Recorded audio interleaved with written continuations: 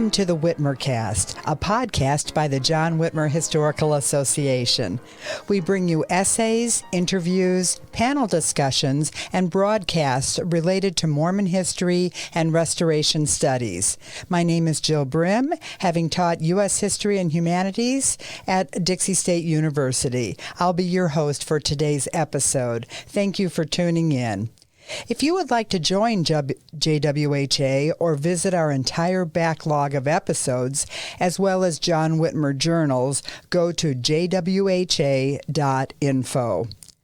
We have a great episode lined up for you today. We'll be talking to Melvin C. Johnson. Mel was a member originally of the U.S. Army Paratroop Infantry. He now resides in Mesquite, Nevada, and is a retired professor of English and history. His interests include 19th century historical intersections of the American West and the Restoration denominations inspired by Joseph Smith, Jr. His books and articles have won a number of awards. He is a writer, author, columnist, and historian, having presented and presided at nearly 100 history conferences. Welcome, Mel. Welcome, Jill. It's great to be here. It's great to be back at Dixie State University. I graduated here a lifetime ago. The campus is beautiful and quite different. Well, we're delighted to have you here. We know you've had years of research and writing, in particular focusing on Lyman Wight. Your book, of course, Polygamy on the Pedernales River in Texas. So today, most of us are familiar then with Lyman Wight having been incarcerated with Joseph Smith Jr. at the Liberty Jail. But could you just give us kind of an outline then, an introduction to Lyman Wight? Sure, my pleasure. Lyman Wight was born in Connecticut before 1800. He was a young veteran of the War of 1812, had immigrated to Ohio, what is now the Western Case Reserve, fairly conservative in Protestant religion, proto-evangelical perhaps, a communitarian, primitive, apostolic economics, one for all for one. We know him primarily among the Utah church as a stalwart follower of Joseph Smith. He was that indeed, and he was far more than that. He was a stake president. He was an apostle. He was a renegade who ran off to Texas with his colony from Wisconsin. We're able to determine Joseph Smith's development of endowment in Kirtland and Nauvoo by what was done at the first Restoration Mormon temple west of the Mississippi, built at Zodiac, Texas in 1851. Dr. Richard Bennett from BYU says, yes, look at those endowments as the beginning of where Joseph Smith began, and then later on, of course, Brigham Young would further develop them. He would die in Texas. He would not make up with Brigham Young and the apostles in Utah. He had his mission from Joseph, and nobody was going to tell him differently. Interestingly enough, only a minority of his followers would later reconvert to the Utah church. The great majority joined the reorganized Latter-day Saints, 1865 in a revival in Central Texas Hill Country, in San Bernardino, which became a large RLDS center before the 20th century, and many journeyed back to the Midwest to settle in Nebraska and Iowa. And the archives of the Church Community of Christ are filled with old Whiteite memoirs, journals, diaries, and papers. Thank you so much. Going back then to Lyman Wight's early participation in the Restoration, We know then that he was accused by David Patton of teaching false doctrine in 1836, and that a trial ensued after that with the High Council. So what was the outcome of that trial, and what happened then with the relationship with David Patton and Lyman Wight? This is a fun question. It shows that Lyman Wight was his own thinker and did not change his mind much at all. Patton was unhappy with some of his teachings, and it turned out that Lyman Wight was not sanctioned, but corrected and remained in his position. Of interest, when Light was appointed to the Quorum of the Twelve in 1841, he took the seat of David W. Patton, who had been killed at Crooked River. Interesting. So he took the same position then in the 12. Yeah, but David Patton was the head of the Quorum of 12 when he was killed at the Battle at Crooked River, and when, after all of the troubles of 39 and 40, and having spent all those months with Joseph and the others in Liberty Jail, was appointed to the Quorum of 12 as the junior member. Wow. You mentioned then that Lyman Wight was a communitarian.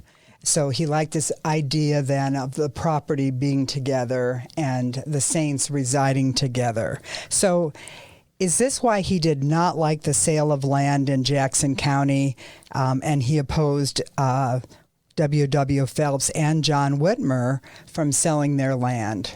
Indeed, he thought all of the land of the members was dedicated to the welfare of the church and the need of its members. Also understand that many of the current FLDS and more conservative Mormon sects look back to Lyman Wight as kind of a prototype figure, meaning all property was held in common, but was directed and used by the leading quorum of the church as they saw fit. If you left the community, you went out empty. Interesting. Wow, thank you. Now, Lyman Wight was a member then of the stake presidency in Adam-ondi-Ahman. Yes. Okay. So very much then he wanted to stay there then and have the church flourish there? Well, that was his understanding, and that was common among the members at that time. He showed his flexibility in being able to move to Illinois, on to Iowa, to Wisconsin Territory, and help co-manage the pinery missions to send lumber down to Nauvoo for the temple and the Joseph Smith House and the building boom, which was gigantic in the 40s. Mm. After the death of Joseph, Brigham really did not want him to go down to Texas, a mission that Joseph had given him. That was based on, where are we going to move the church to? There were people looking at Vancouver Island, California, the Rocky Mountains, and the Republic, a separate country, the Republic of Texas. Lucian Woodworth, a member of the Council of 50, known as the pagan prophet, so-called by Joseph, was sent on a political mission to the Republic to talk to President Sam Houston. Sam Houston loved the idea of the bloodthirsty, heavily armed Mormons on the frontier between the Comanche Mexicans and the Texans. He said, though, I need to talk to the Texas legislature this December. Woodworth comes back, reports. One of the outcomes, Joseph calls in Lyman Wight and says, the pineries are almost done. You want to go to Texas, and I believe that's a great idea. You and Bishop George Miller should take your colony down there and settle the lands. And then Joseph was murdered, and life changed, as it does. Excellent. Thank you. Going back to the pineries then, as you mentioned then with the revelation in 1841 that the temple is going to be built, as well as the Nauvoo House. We have Lyman Wight working on the Nauvoo House Association. So do you think, too, that another reason he considered Texas is because he knew that there would be sufficient timber and lumber in Texas, just as they had found at the pineries in Wisconsin? Interestingly enough, and that is an excellent question, no. He was looking at it in terms, and understand, he would have been a great real estate agent in building up what Texas was to him. It had a temperate climate. The winters were warm and not very cold. That part was true. He ignored the devastating heat and humidity of central Texas and eastern Texas. He was looking at agriculture, cotton, missionary, and converting rich landowners with lots of slaves who would donate their tithings to the building up of the church in Texas. Thank you. Now, when Joseph Smith receives the two letters from Lyman Wight and George Miller, encouraging then Joseph to move the group from Wisconsin to Texas. And then we know from Joseph receiving those two letters, reads them, they have a meeting then in Nauvoo, and we have the beginning of the Council of 50.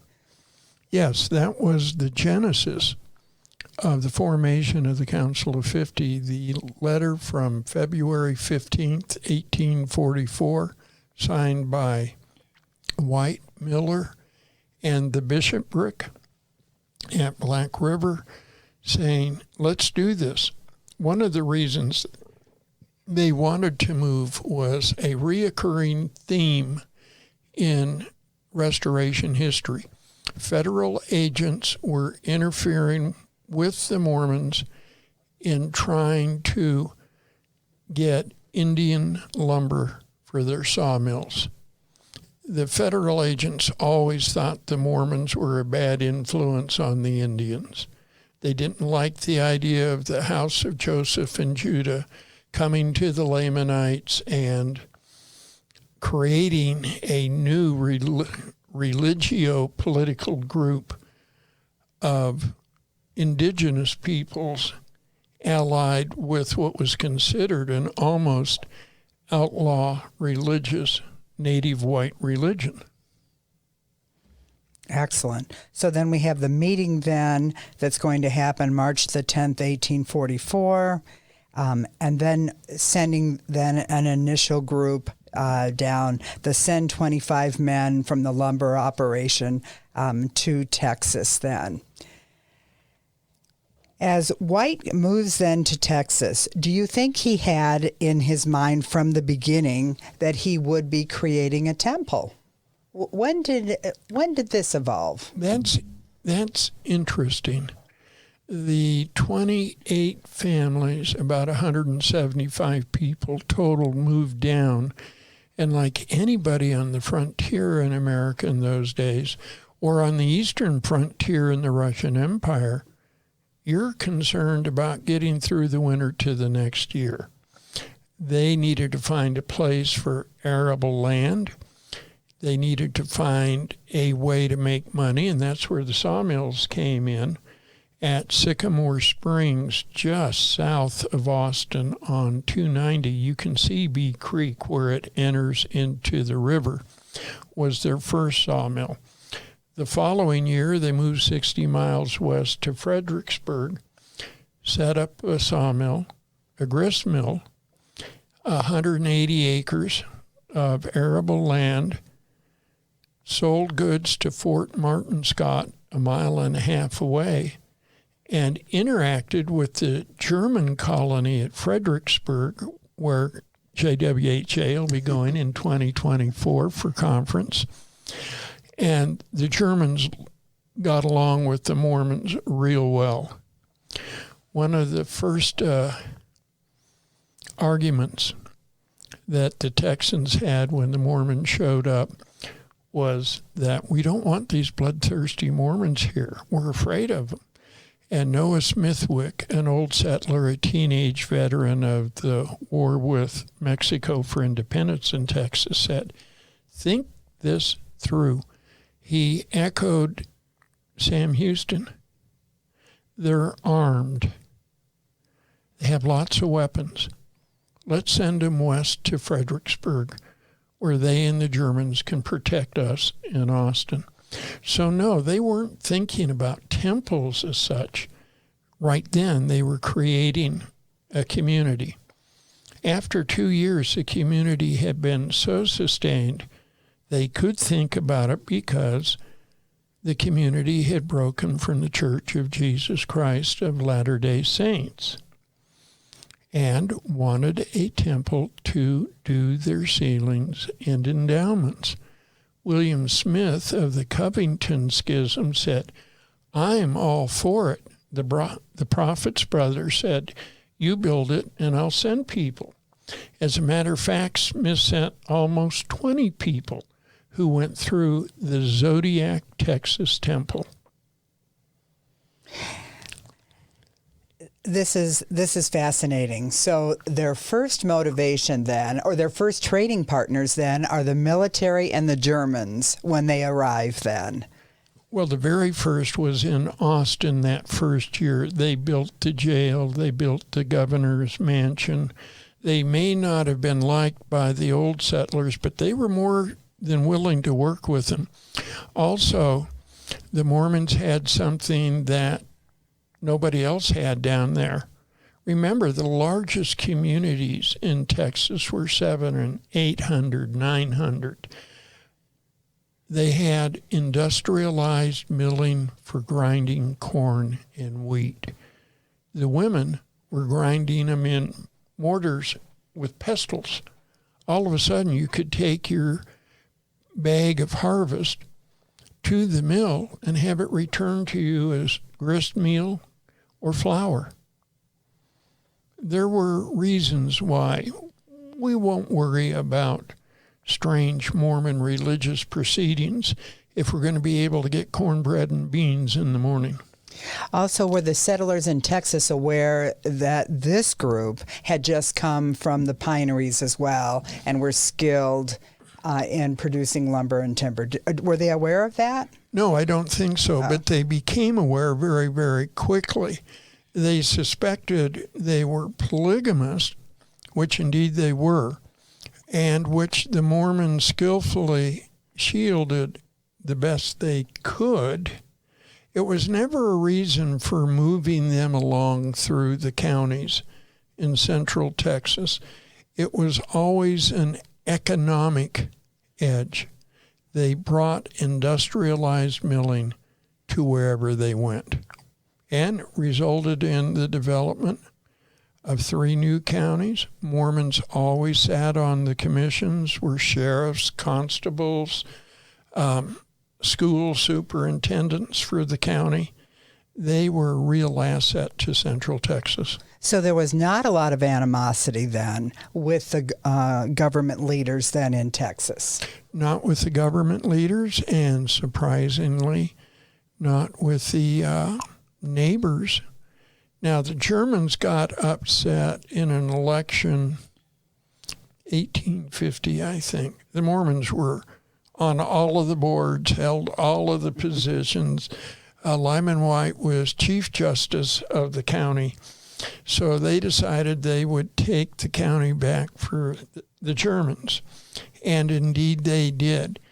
One of the myths is the Mormons left Gillespie County and Zodiac. Because of that, there was no need to. The Germans weren't going to persecute them. They didn't care about their family proceedings. What happened was there was a massive flood, And if you've lived in central Texas, as I have, I lived on Mormon Mill Road up in Marble Falls. Oh, wow. And when the floods come down the Pedernales, down the Colorado, down the Frio, and all of the others, it is massive. When we were in Marble Falls 2015, 2016, and the rains came that you guys watched on the TV, we had 18 people drowned in the bottoms. We knew people who were killed. The Texas Hill Country, as beautiful as it is, has dangers to it, and water, an excess of water is one of them. So it can be treacherous. Yes, ma'am. Yeah, just like the slot canyons here in southern Utah. Yeah, very much so. Oh. So what happened was the flood wiped out the arable land. They were not able to grow harvest for the next year. So they moved north to Burnett County on Hamilton Creek. Now, as White begins to think then about having a temple and constructing a temple, were the neighbors then suspicious about this, or they didn't really care because they had such a nice trading system in place? Well, they were more than willing to trade, but I think they were more concerned about surviving themselves, as were the Mormons. Oh, okay. What the Germans were interested in was the manufacturing of those huge beams that held up the roof. When the Mormons left the county in 1851, the German farmers scuttled over, disassembled the building, and took the beams. Really? So I can show you exactly where the temple was built. I can show you where the houses were, but I can't show you anything other than foundation stones, building blocks, and I can show you where the old cemetery was. It was harrowed under by a Schmidzinski in the 1930s. He was afraid Texas was going to put a historical marker on it, which indeed it was. So he destroyed a beautiful, beautiful cemetery. I can show you exactly where Lyman Wight is buried. We can stand on top of him, use a Geiger counter, and it will bounce off the lead-lined coffin. That is fascinating. Did Lyman Wight's family then remain in Texas, or they went on then with the reorganized Church of Jesus Christ of Latter-day Saints? That is a great question. On March 2nd, the 80 or 90 members left in the colony moved with Lyman Wight, who had a vision that they should return to Jackson County. I don't think they would have gone to Jackson County. The old settlers would have killed Lyman. He was that LDS warrior chieftain who terrorized them 20 years earlier. They would have ended up in Iowa, Illinois, Nebraska with those members that did not go to Utah, with Joseph's family that remained. On the second day of the trip, Lyman died, a fit. He was an alcoholic and he was addicted to laudanum. Opium was sold across the counter throughout the United States in the days. So they took the body from Dexter, Texas, down to Zodiac to the old cemetery that was still standing, and there they buried him. His oldest son, Orange Lysander White, what a wonderful name, was a Texas Ranger. He rode the 40 miles to attend his father's funeral. He later said that when the clods of dirt fell upon my father's coffin, those things that he did wrong are forgotten, and we will hold him and cherish him in our memory as our father and husband. He took his mother, the first of Lyman's 4 wives, north. And most of the 80 or 90 people went with him into Iowa and Nebraska, and there they rejoined with those members who would later become part of the reorganization in 1860. At Graceland and at the archives in Independence, you will find much material and artifacts of these people. You and I have friends who are descendants of these people in leadership positions in the community of Christ. Many remained in Central Texas and joined the RLDS Church, as I mentioned earlier. And in Bandera, the chapel still stands. The old pews are still in the community. 8 or 9 of the old houses still stand. Interestingly enough, many of the women became lot owners and business people in Bandera, running their own businesses. Some of them were plural wives, hiding their relationships. It was okay to be a polygamous Mormon. Everybody knew you were. You just didn't talk about it. I asked one of the family members in Bandera, and we'll go to Frontier Times Museum in Bandera as part of the 2023 John Whitmer Historical Association Conference next year. And I said, "Didn't your ancestors know they were polygamous?"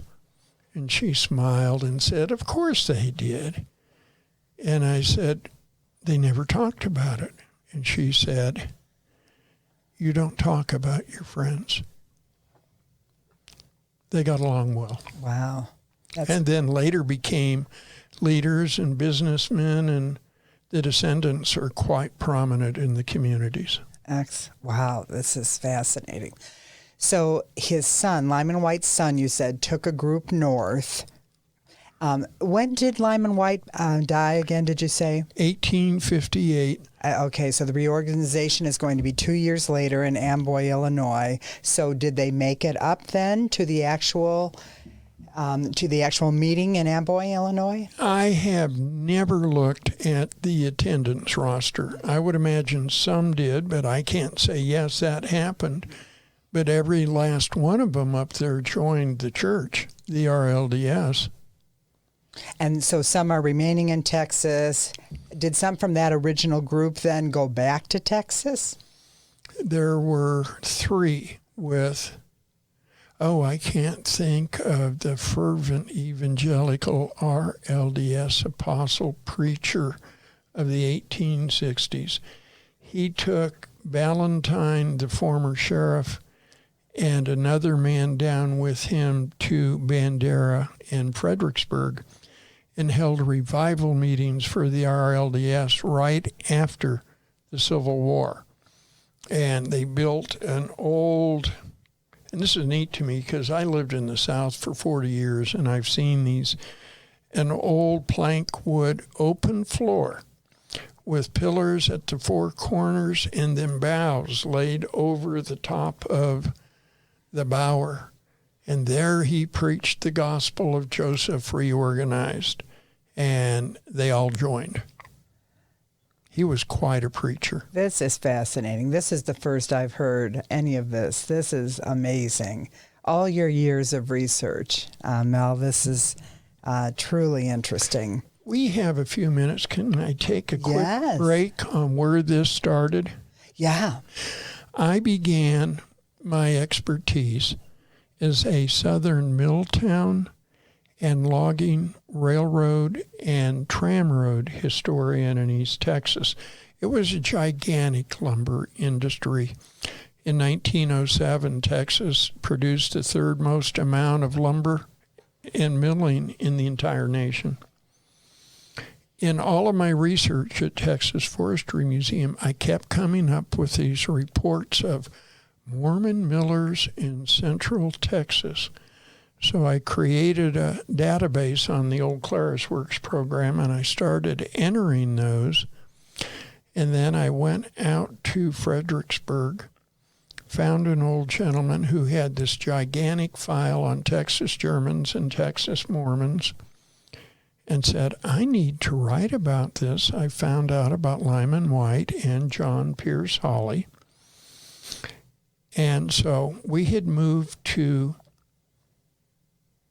Salt Lake in 1996. And I got a letter in the mail from William C. Shepard of Burlington, Wisconsin, one of the presiding high priests of the Strangite Church of Jesus Christ of Latter-day Saints, parentheses, Strangites, a restoration denomination. Many later joined the RLDS, who said, here, you'll want this. I had no idea who Bill was. And Bill seems to think it was Davis Bitten who he went through. I'm not sure on that. And in the envelope he sent me was a notarized copy of a county record from Nebraska titled Certification of the Records of the Zodiac Temple, Texas. Oh, my goodness. And it was signed by Lyman Wight. And I went, incredible. What is this? So I went over to Independence. Ron Romig and Barbara Bernauer were so kind to me. And I said, what do you know about Lyman Wight? Ron stood up behind his desk and walked around the corner. And if you've been there, you know how he did. He came around the desk, stepped to the door, turned to the right. One door down left was a closet with a vault. So he doesn't reach in the vault. He reaches on top of the vault, takes down a register, brushes it off, opens it up, and it's a register of endowments, sealings, baptisms for the dead, witnesses, participants, sealers of the Zodiac Temple from 1849 to 1851. So I started talking about it, and people started yelling at me, particularly in Utah. And then finally, by the San Antonio 2016 or 17 MHA meeting, Dick Bennett stood up and said, Mel Johnson got it right. Here's a copy of the records of the first Restoration Mormon Temple west of the Mississippi in Zodiac, Texas. One of the neatest nights of my life. Oh, my goodness. Wow. Well, with all of your work then, with Lyman Wight in Texas, do you think it was his intent to just, if he had lived longer, just to remain in Texas then and have the church flourish there? What did he, you mentioned he had a vision then of going back to Jackson County. He had concluded after all of those years that the Utah church wasn't coming to Texas, and neither were the saints living in the Midwest. So he was going back north. Jeremy Wight, one of his descendants, and wrote that wonderful popular history, Wild Ram of the Mountains. Right. I had a wonderful day and night staying at his pack ranch, bunch of llamas. You pack the llamas in Star Valley, Wyoming, and off you go. Was convinced, and he was very active, Utah Latter-day Saint, as almost all of Star Valley is, said, well, he was going to take him on to Utah. And since I was a guest, I was not going to argue with such a generous host. And I said, we'll think about that. My professional historical opinion was that no.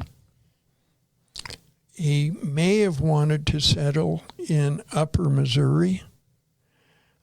I know that he couldn't have gone to Jackson or Independence. As I said, the old settlers would have killed him.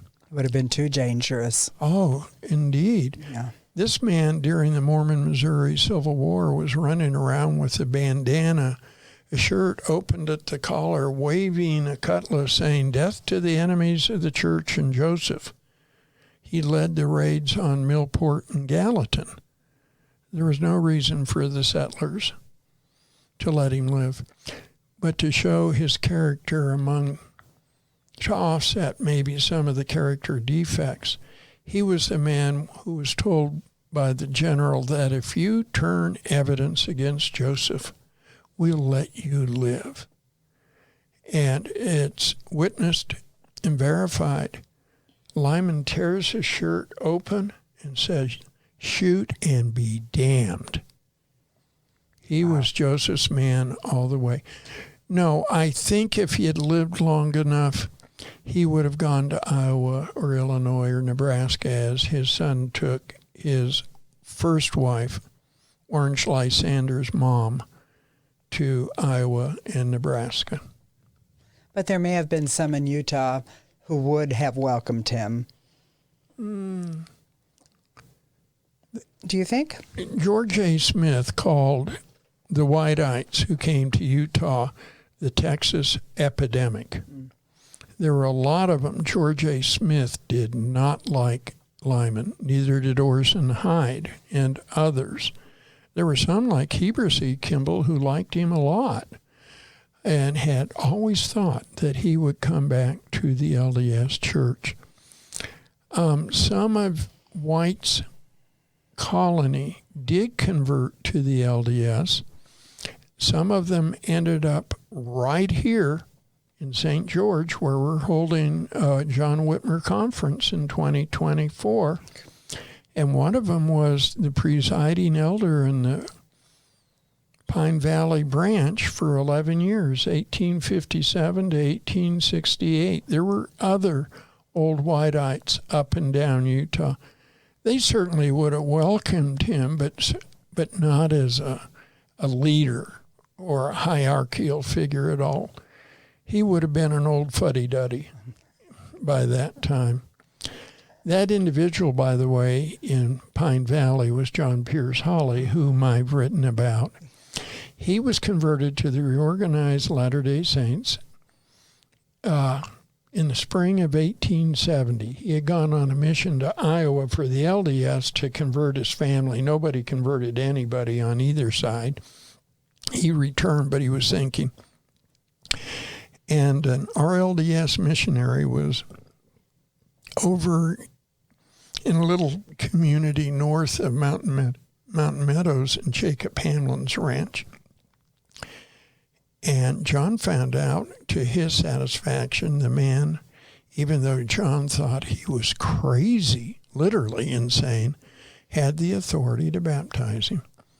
So he baptized John, baptized John's brother George Hawley, both sets of family members, and the following Sunday, John gave his final sermon to the Pine Valley Ward to a very startled congregation. That he was leaving? Yeah. Oh, well. Erastus Snow, Apostle Snow, the leader of the area, blew up. He and John were close.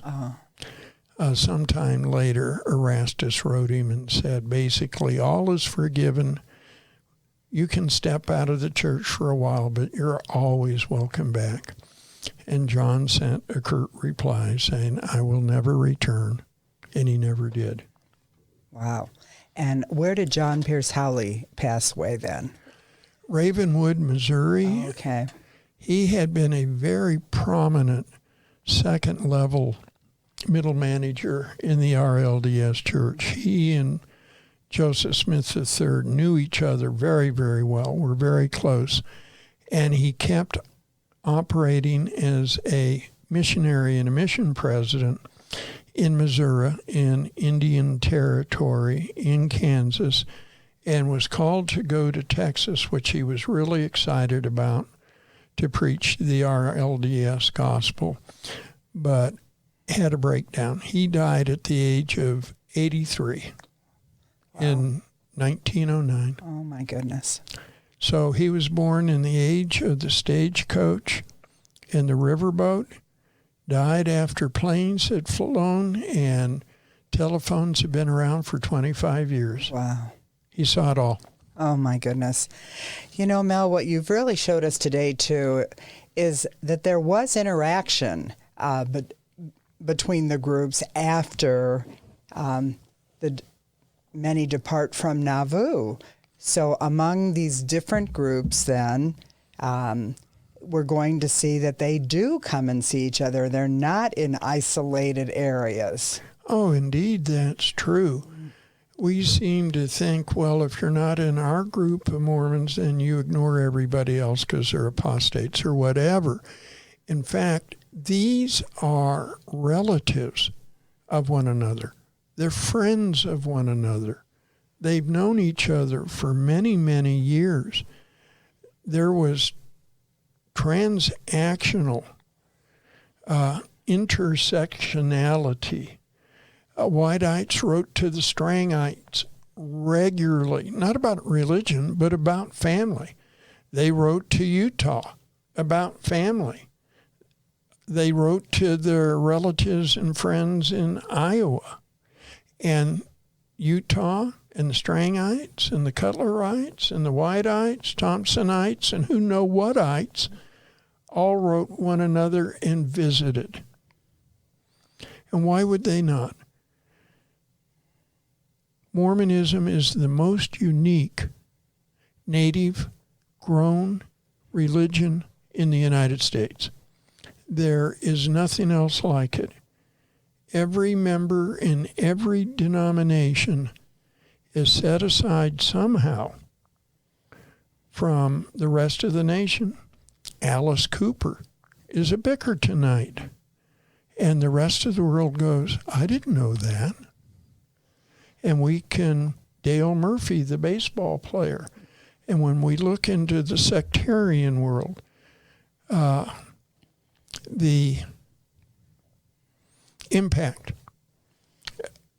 Will Bagley, my dear, dear friend, we grew up together in California, said, you cannot understand the American West unless you understand Mormonism. And you certainly can't understand Mormonism if you don't understand the American West. Excellent. Thank you.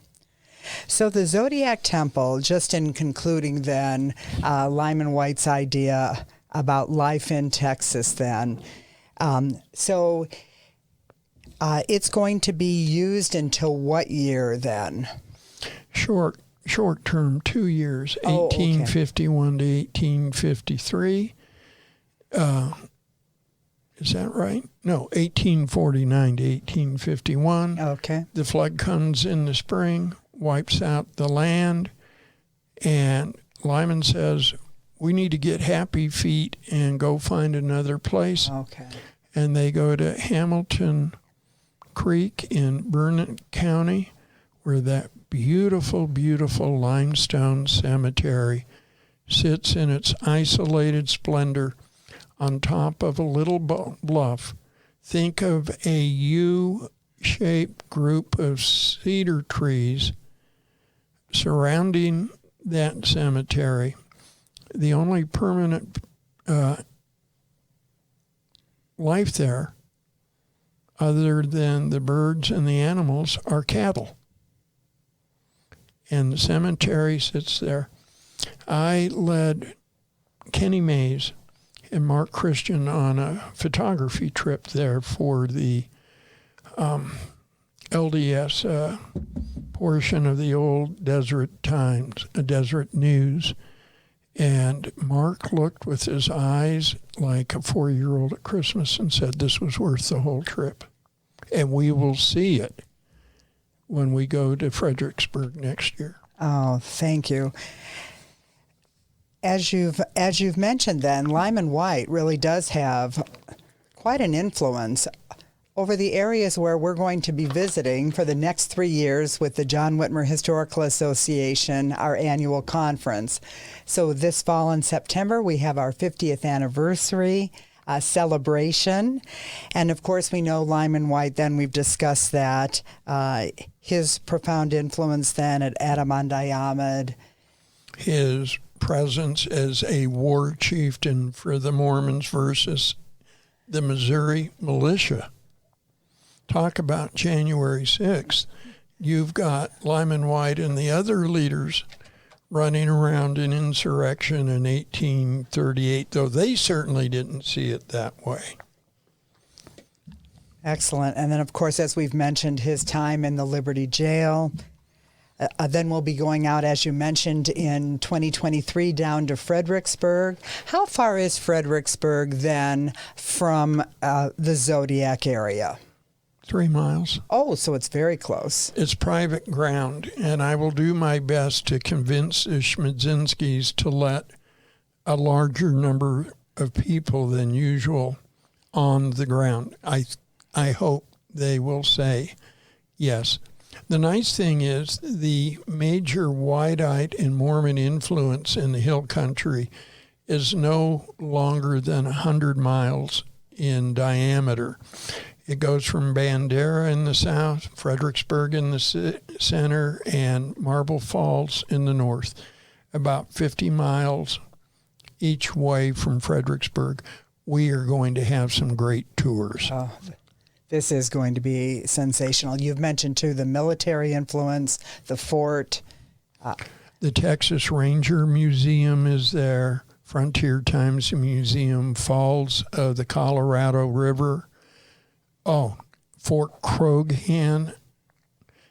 They recreated Fort Croghan just the way it was in 1855. It will be amazing. This will be an amazing tour. And then, of course, we will have in 2024, as you mentioned, in St. George. And so you've talked about this influence then with John Pierce Hawley, then living just up in Pine Valley, so 30 miles from St. George. Yes. He was one of the original cotton missionaries over in Washington on the other side of the mesa here, and decided it was too hot and sweaty.